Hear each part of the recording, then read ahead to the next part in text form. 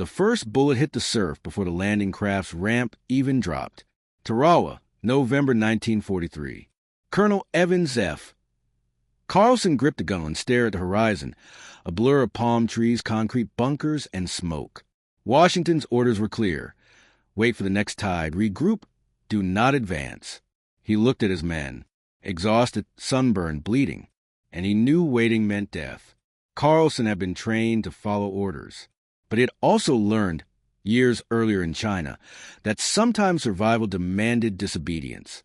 So while generals argued over radio static thousands of miles away, Carlson made his choice. He waved his hand forward. The Marines surged. The sea turned red. And in that moment, on a strip of coral no wider than a runway, a single act of defiance changed the course of the Pacific War. What drove a U.S. Marine officer to ignore Washington's command?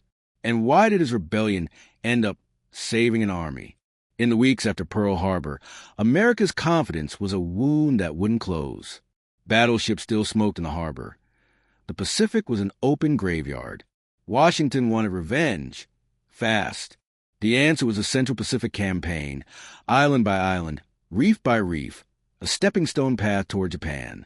But between Hawaii and Tokyo lay the Gilberts, tiny dots on the map fortified by the Japanese into floating fortresses. One of them, Bedio Island, in the Tarawa Atoll, bristled with 4,800 defenders and over 100 concrete bunkers. Intelligence called it impregnable. When the orders for assault came down, many Marine officers exchanged grim looks. The tide patterns were untested. The coral shelf could trap landing craft. The Navy's bombardment schedule was short. It was a plan written by men who'd never felt coral tear through boots or seen machine gun tracers skip like stones across shallow surf. Carlson read those briefings in silence. He was no stranger to impossible orders. He'd fought in Nicaragua, observed guerrillas in China, and watched conventional thinking crumble against reality. Now Washington wanted precision. Carlson wanted adaptability. At the Honolulu staging area, staff officers rehearsed maps and arrows while Carlson drilled his men on instinct, hand signals, small team maneuvers, what to do when radios died. He told them, "If you can't hear me, look to the Marine beside you. That's your order." Behind his calm eyes was frustration. Washington's chain of command was choking innovation. Every movement needed approval, every risk a signature. Carlson called it war by paperwork. In private letters later discovered, he wrote, "We are preparing to fight the most flexible enemy on Earth with the most inflexible system ever built." The first conflict wasn't with the Japanese. It was between strategy and survival. By November 10th, 1943, the Marine Corps' birthday, the 2nd Marine Division assembled for departure. Carlson's unit wasn't large. Roughly 1,200 men of the 2nd Raider Battalion, veterans of small unit raids and behind-the-lines missions. Washington wanted them in reserve. Carlson wanted them first in. "Sir, you're to hold until the beach is secure," a Navy liaison reminded him. Carlson's answer was quiet but firm. "The beach won't be secure unless someone makes it so." In the following days at sea, as the fleet steamed toward Tarawa, rumors spread among the Marines. Some said the Navy bombardment would level every bunker in 20 minutes. Others whispered that the Japanese had buried tanks in the sand. No one knew which was true, and uncertainty kills faster than bullets. Carlson moved through the troop deck, speaking to small groups, not as an officer barking orders, but as a man sharing truth. "We'll hit hard, may be wrong, but we'll hit. The ocean, the tide, the coral, they're not the enemy. Fear is." That night, as the task force neared the atoll, pilots flying reconnaissance reported the reefs looked higher than expected. The naval staff dismissed it. "The tide charts are accurate," one said. "Science doesn't lie." But Carlson trusted observation over optimism. He quietly adjusted his landing timetable, shortening delay windows, preparing contingency routes inland. He wasn't defying orders yet. He was preparing to. At dawn on November 19th, the fleet appeared off Tarawa. Through binoculars, the island looked almost peaceful, a crescent of green palms under blue sky. Then the first salvo thundered from the battleships, and the Pacific exploded. The bombardment lasted 76 minutes. It was supposed to flatten everything. When the smoke cleared, the Japanese flag still fluttered above the airstrip. Carlson muttered, "They're still there." That night, a coded message arrived from the flagship. Assault postponed one tide. Wait for confirmation. Carlson stared at it. He knew what delay meant. The Japanese were already repairing defenses, resighting guns, unrolling communication cables. Every hour lost was another layer of concrete hardening against them. He looked at his operations officer. "If we wait, we'll lose half before we hit sand." The officer hesitated. "Sir, that's Washington's order." Carlson folded the message and slipped it into his pocket. "Then Washington can come swim to reef themselves." Outside, the night air stank of cordite and diesel. On deck, Marines slept curled around rifles, dreaming of home. Carlson couldn't sleep. He walked to the bow, watching phosphorescent waves spark under the hull. He thought of the young faces in the hold. Kids who'd signed up after Pearl Harbor, believing war was a movie reel of flags and glory. Tomorrow, they'd learn the truth. War wasn't glory. War was decision. And sometimes, the worst sin wasn't disobedience. It was waiting for permission. The next dawn would prove it. Evans Fordyce Carlson didn't look like a rebel. He was calm, deliberate, polite, the kind of man who spoke softly and made generals uneasy. His ideas were more dangerous than any rifle. Long before Tarawa, before the Pacific turned into a graveyard, Carlson had seen another kind of war. In 1937, he'd been in China as a military observer, watching Mao Zedong's communist guerrillas fight the Japanese. The U.S. command dismissed them as peasant mobs. Carlson saw something different. They had almost no weapons, no air cover, no polished uniforms, but they had belief. He saw units fight, starve, rebuild, and keep going because every man understood why they were there. No medals, no parades, just purpose. That vision burned into him. When he returned to America, he tried to tell his superiors what he'd seen. They called him naive. One general sneered, "Are you here to turn Marines into communists, Carlson?" He answered, "No, sir. I'm here to turn them into believers." The idea that shook the Marine Corps was simple. Leadership wasn't about rank. It was about respect. Carlson called it the gung-ho principle, a phrase he borrowed from his time in China. It meant work together. To him, it wasn't a slogan. It was survival doctrine. He trained his raiders, an elite experimental force. Under rules that sounded like heresy, officers ate last. Decisions were discussed openly. Privates could question orders if they had better ideas. To the old guard, it was anarchy. To the men, it was freedom. One of his sergeants, Joe McCausland, later wrote, "For the first time, I felt like my brain mattered as much as my rifle." In boot camp, most Marines were drilled into obedience. Carlson drilled them into trust. He told them, "When I'm gone, you will know what to do. That's how we win." That was what terrified Washington. His unit could operate without waiting for orders, and that philosophy was about to be tested. In 1942, Carlson led his raiders on a daring 30-day mission behind Japanese lines at Makin Atoll, the first American raid in the Pacific. The mission nearly collapsed, but his men adapted, survived, and struck back. Washington took credit, but quietly removed Carlson from high command for being too independent. Now, 1 year later, he'd been reassigned, not to lead an operation, but to observe and support the Tarawa invasion. In other words, stay quiet. But how do you silence a man who's built to question?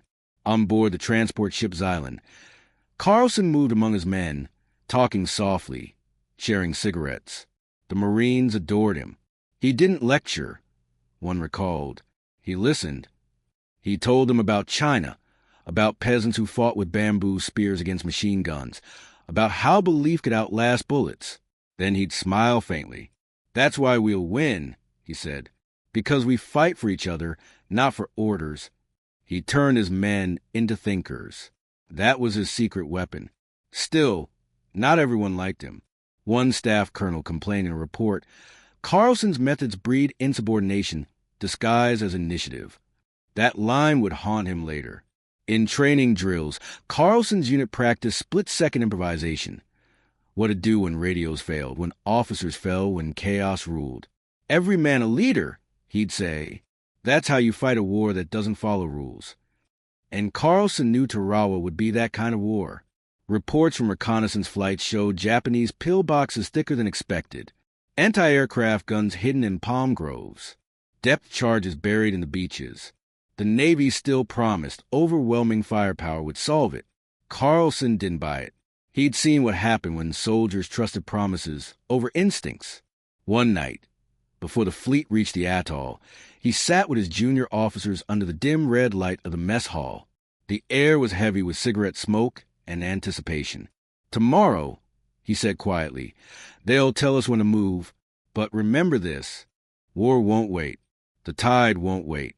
The enemy won't wait. If you see a chance to act, take it. Don't look for me. Don't look for orders. Look for opportunity. A lieutenant frowned. Sir, that sounds like disobedience.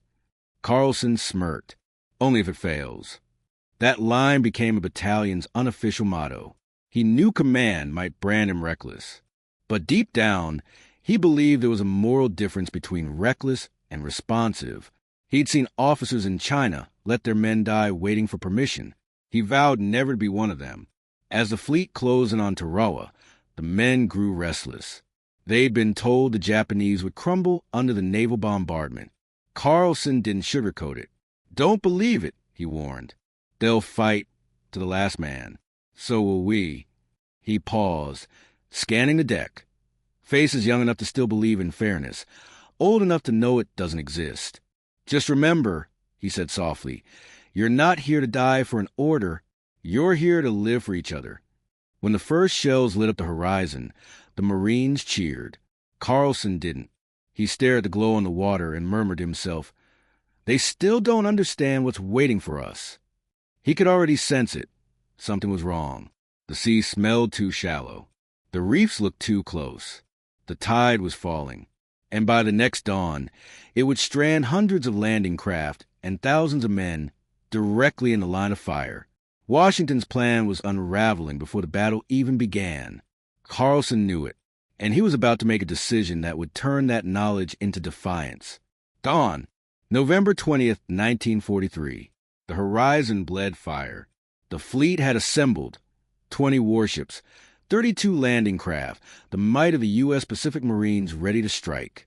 Tarawa was barely visible, just a green line across a boiling sea. On board his transport, Colonel Evans Carlson watched as the Navy began its bombardment. Shells screamed overhead. Battleships spat flame. The sky turned black with smoke. It was supposed to last hours. Instead, it lasted 76 minutes. Then silence. The ocean hissed with steam. Commanders on the flagship smiled, convinced nothing could have survived. Carlson didn't share the optimism. He'd seen this before, artillery dust masking the truth. The moment the smoke cleared, his binoculars confirmed his fear. The Japanese bunkers were still intact. Concrete scars stood untouched. The machine guns were waiting. God help the first wave, he muttered. The landing craft roared forward anyway. And then, chaos. The tide was too low. The Navy's calculations, made in distant offices in Washington, were wrong. The Higgins boats, designed to glide over shallow water, slammed into the coral reefs and stuck fast. Marines began jumping out, waist-deep, then chest-deep, pushing through open surf under fire. The Japanese opened up with everything they had, machine guns, mortars, artillery. Men fell face-first into the waves, rifles sinking beside them. Carlson's radio crackled. We're pinned. No cover. Can't move. The air turned into a storm of lead.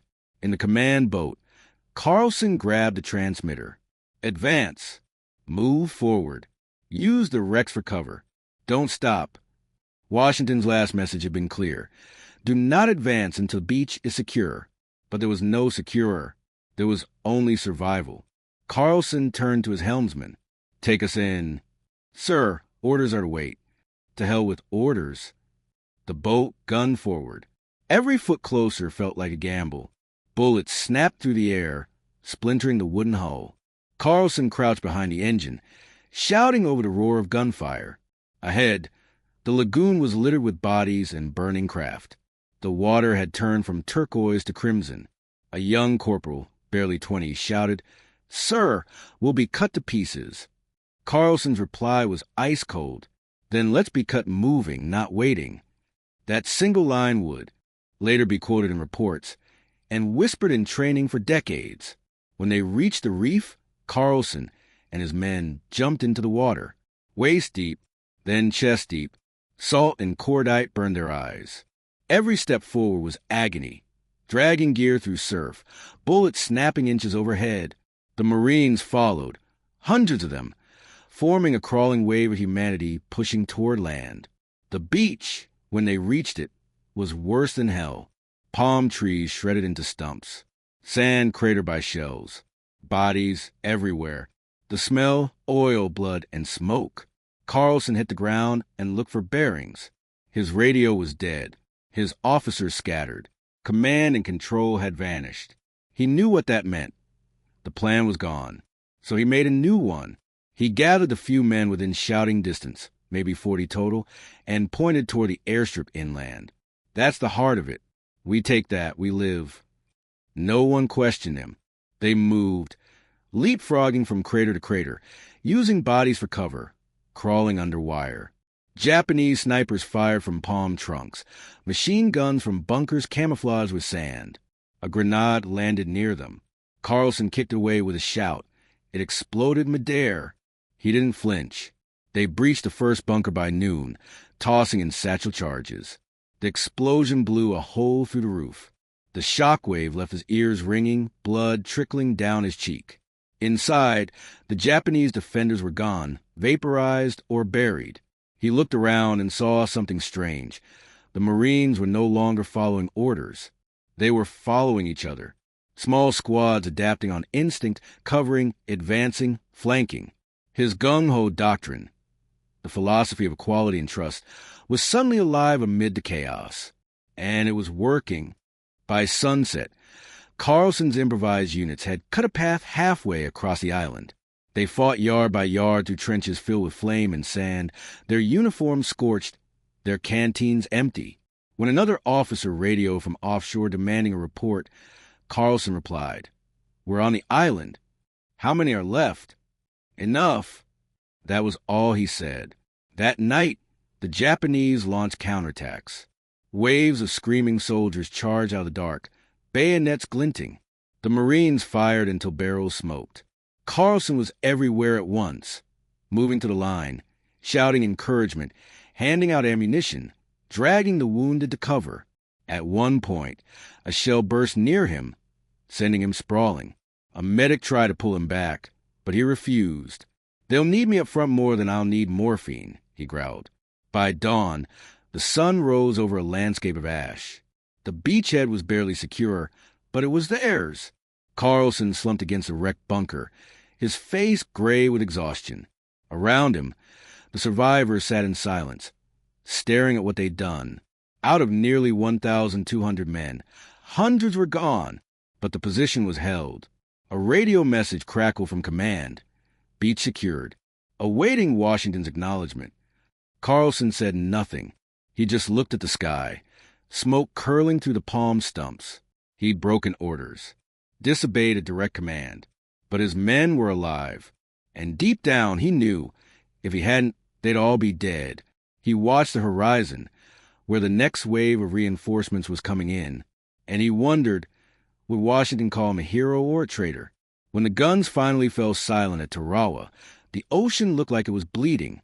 The sand had turned black with soot, the air thick with the smell of fuel and decay. 76 hours of fighting for less than 3 square miles of coral, and over 1,000 Americans were dead. Washington called it a strategic victory. Carlson called it something else entirely. He sat on the shattered airstrip, helmet off, staring at the bodies lined in neat rows. Officers came by with clipboards, counting casualties like inventory. One of them said, "We got the island, Colonel. Orders accomplished."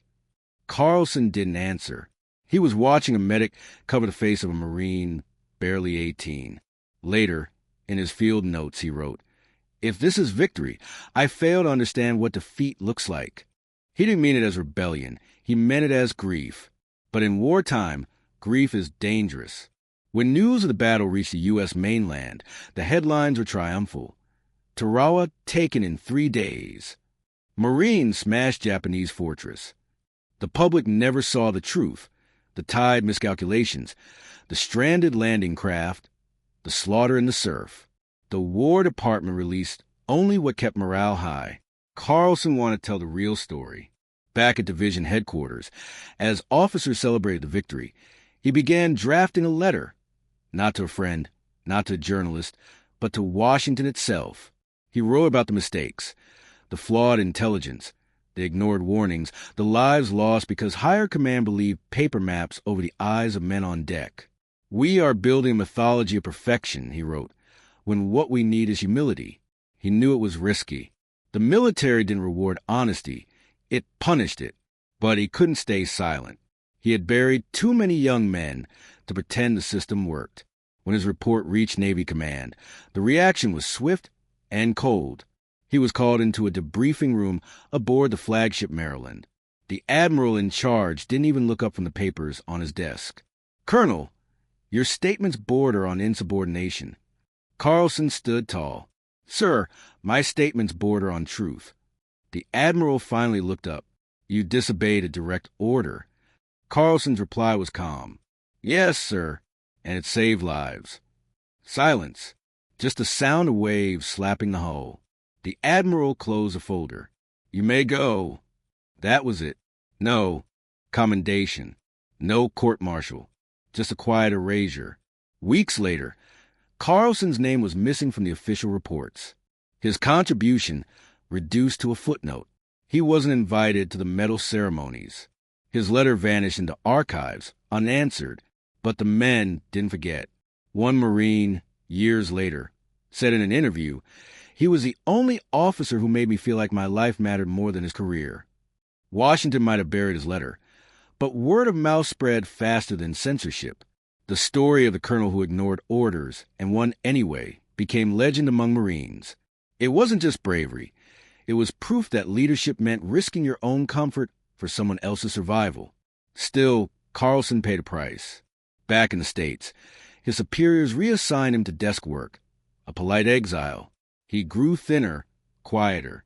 The malaria he'd caught years earlier in China flared up again.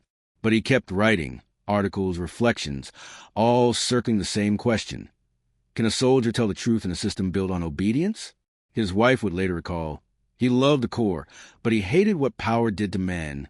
He began visiting hospitals, talking to wounded Marines. Many didn't even know who he was, but when they learned he was the Tarawa colonel, they'd shake his hand and whisper, "You brought us home." Each visit left him torn, proud of what they'd survived, haunted by those who hadn't. When journalists asked for comment about Tarawa's glorious success, he declined interviews. In private, he said, "If glory costs as much blood, we should find another word for it." Meanwhile, Washington kept the official narrative clean. Reports framed Tarawa as a necessary sacrifice, proof that America could break Japan's island defenses. It was true strategically, but emotionally, morally, it was a wound. Carlson's quiet rebellion, his refusal to celebrate, made him an outcast among peers. Yet to the younger Marines who trained under him later, he became something else, a symbol. They didn't see a defiant officer. They saw a man who had faced two enemies, one with guns and one with bureaucracy, and refused to surrender to either. He was invited to speak at a small officers' school near Quantico in 1945. He didn't talk about tactics or weapons. Instead, he told them, "You'll be told that victory justifies everything. It doesn't. The way we fight shapes the world we leave behind." Many cadets wrote that line in their notebooks. Some underlined it twice. That was Carlson's legacy. Not medals, not promotions, but words that stayed. When Tarawa's official history was published, his name was missing entirely. His letter to Washington was never acknowledged, never filed in the public record. But a carbon copy was found decades later among his papers. The final sentence read, "If we build a world on obedience alone, we will win wars and lose humanity." It was the last report he ever wrote. Because by the time the world finally heard the truth about Tarawa, Evans Carlson was gone, but not forgotten. The war ended. The world exhaled. But inside Evans F. Carlson, the battle never stopped. By 1946, the colonel's uniform hung loose on his shoulders. Malaria from China gnawed at his body, and the years of strain etched deep lines into his face. Yet his mind, sharp as ever, refused to rest. He was done fighting Japan. Now he was fighting forgetting. In speeches across small-town America, he spoke not of heroism, but of humility. War is not won by killing, he'd say quietly, but by what survives after the killing stops. Crowds wanted victory stories. Carlson gave them reflection, and reflection is harder to celebrate. By then, the Marine Corps was rebuilding its public image. They wanted simple heroes, men who followed orders, who made the system look flawless. Carlson didn't fit the narrative, but history has a strange sense of justice. The same unorthodox ideas that got him sidelined, decentralized command, small unit autonomy, leadership through trust, became official Marine doctrine in the years that followed. His gung-ho spirit, once mocked as soft, evolved into the core of modern Marine culture.